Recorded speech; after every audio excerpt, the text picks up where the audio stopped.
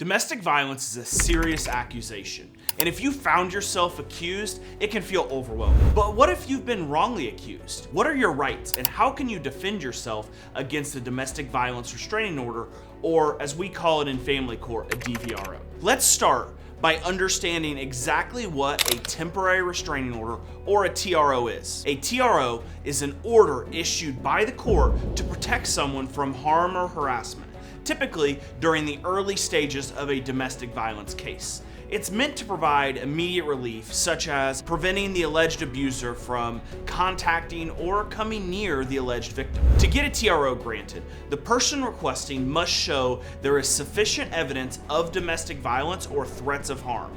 But what does this mean in terms of legal standards? Here's where it gets interesting. The burden of proof in a domestic violence case lies with the person requesting the TRO. This means that they must convince the court that a restraining order is necessary. In California, the burden of proof for a restraining order is the standard of preponderance of the evidence. This may sound complicated, but actually it's much simpler than it seems. What this means is that the court must be persuaded that it's more likely than not that abuse has occurred. So, what exactly constitutes domestic violence?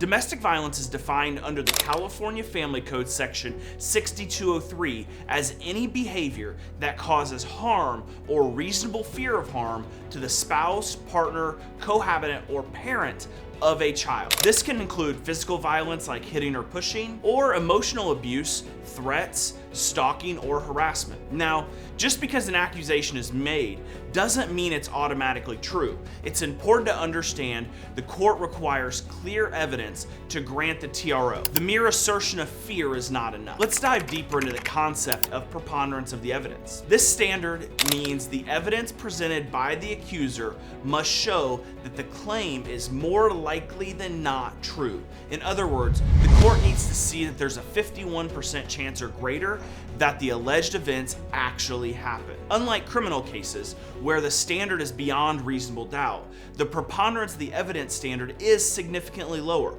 making it easier for a restraining order to get granted.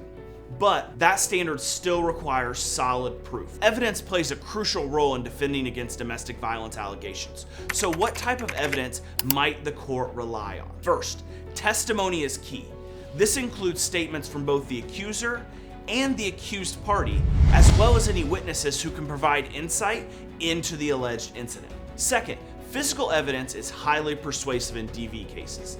Things like photographs of injuries, property damage, or threatening messages can help validate or refute claims of abuse. Third, prior history can be used in certain circumstances. It can come in the form of police reports, previous restraining orders, or even evidence of false claims made in the past. This can help establish a pattern of behavior, or in some cases, prove that the current allegations are unsubstantiated. Also, being a good witness can make or break a case. So what does it take to be an effective witness in a domestic violence case?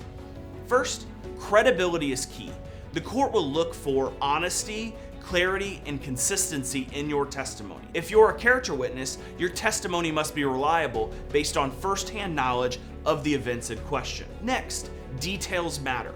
Be specific about dates, times, and events. Vague or generalized statements are far less convincing than detailed recollections backed by evidence. Finally, staying calm under pressure is crucial.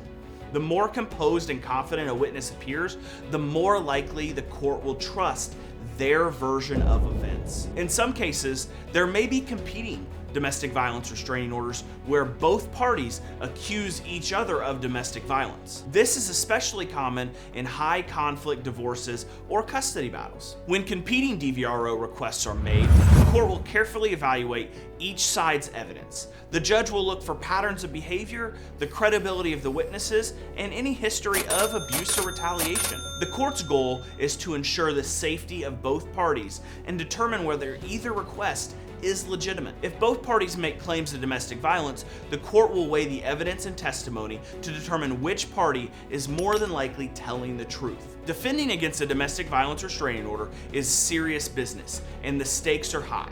If you're facing false accusations and need help defending against your restraining order, you need an experienced attorney on your side. Don't go it alone. Get the legal help you need to protect your future. I'm Mark Reel Jr., the Fathers Rights Attorney, and we'll see you guys again soon.